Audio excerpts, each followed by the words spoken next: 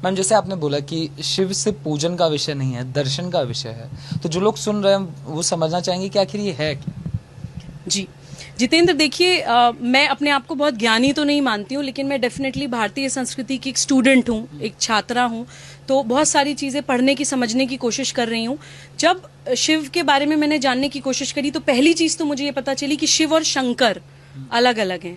हम लोग अक्सर समझते हैं कि शिव कोई व्यक्ति है। शिव जो है वो कॉन्शियसनेस की जो बिल्कुल परम अवस्था होती है, चेतना की जो अवस्थाएं होती हैं, जागृत, निंद्रा और स्वप्न, उससे भी इन तीनों अवस्थाओं से ऊपर जो स्टेज होती है चेतना की, समाधि, तभी उनको जो है कहते हैं कि त्रिनेत्र खुलना, कि वो जब आप बिल्कुल हर चीज को एक अहम ब्रह्मास्मि वाली दृष्टि से देखते हैं। जब मुझे दिखता है कि जितेंद्र के अंदर भी मैं ही हूँ, हम उन तत्वों से बने हैं, क्षिति, जल, पावक, गगन, समीरा, उन 5 एलिमेंट से हम बने हैं, उन्हीं 5 एलिमेंट से पूरा विश्व बना है।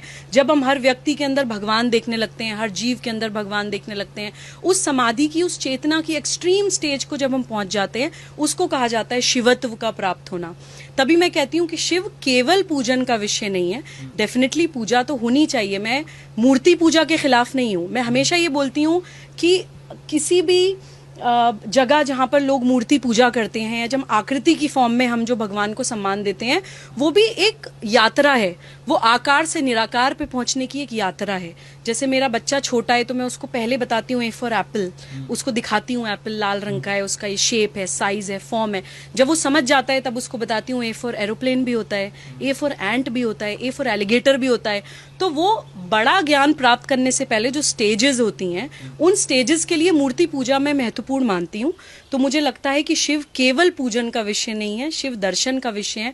कुछ चीजें मैं और आपके चैनल के माध्यम से बताना चाहती हूँ कि जो क्वालिटीज, जो एट्रीब्यूट्स शिवत्व के अंदर होने चाहिए, या शिव से जो हमें सीखने की जरूरत है, उनकी बीवी अन्नपूर्णा, उनके ससुर हिमालय, रत्नों की खान जिसको कहा जाता है, बेटे गणेश जी, दोस्त कुबेर, स्वयं महान ईश्वर, आदि योगी, लेकिन फिर भी अलग समाज से, एकदम एकदम अकेले, उनको किसी चीज का लालच नहीं है, डिटैचमेंट जो भारतीय संस्कृति हमें सिखाती है, वो हमें शिव से सीखने की जरूरत है। उनको वैद्यनाथ भी कहा जाता है, यानी कि चिकित्सा के गुरु।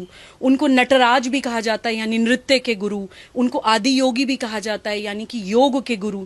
इनफैक्ट हमें तो इस चीज से शायद ज्यादा भारतीय लोग कनेक्ट कर पाएंगे कि श्री राम के भी गुरु हैं शिव, क्योंकि रामेश्वरम में श्री राम ने खुद शिवलिंग स्थापित किया था, जो आई थिंक जिन 12 ज्योतिर्लिंगों का मैंने जिक्र किया, उन 12 ज्योतिर्लिंग में से एक रामेश्वरम का ज्योतिर्लिंग है।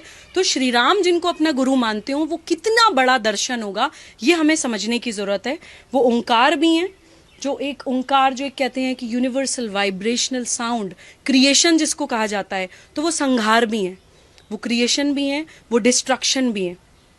उनके जो गण कहा जाता है, जो आसपास के लोग हैं, वो भूत, प्रेत, पिशाच, यानी समाज से जो त्याज्य लोग हैं, जिनको कोई अपने आसपास भी नहीं रखना चाहता है, उनको वो अपने साथ लेके चल रहे हैं। तो ये भी भारतीय संस्कृति का एक दर्शन है कि हमारी संस्कृति में किसी को त्याज्य, या किसी को अवर्ण, या तुम छोटी जाति के हो, तुम पास मत बैठो, तुम्हें छुआ नहीं जाएगा, ये भारतीय संस्कृति का दर्शन नहीं है। तो ये भी हमें शिवत्व सिखाता है।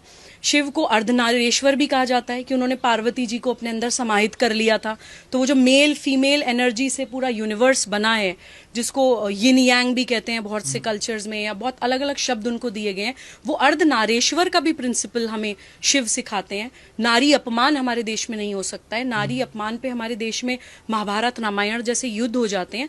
ये सारी चीजें हमें दर्शन, जितने भी हमारे इतिहास हैं, हमारे शास्त्र हैं, हमारे भगवान हैं, या हमें जो भी पूजा पद्धतियां बताई जाती हैं, वो एक प्रोसेस है हमें उस महान दर्शन को सिंपल तरह से समझाने के लिए। उन एट्रीब्यूट्स को, उन क्वालिटीज को हम अपने अंदर आत्मसात कैसे करें, ये सिखाने के लिए ये हमारी भारतीय संस्कृति के दर्शन है।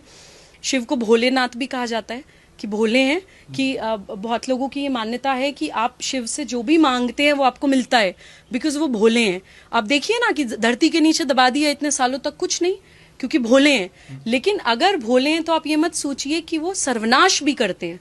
भोले हैं, एक हद तक भोले हैं, एक लिमिट तक, एक सीमा तक भोले हैं। नीलकंठ हैं, समुद्र मंथन से जो जहर निकला था वो उनके अपने गर्दन के अंदर है। नीलकंठ हैं, लेकिन तांडव भी करते हैं।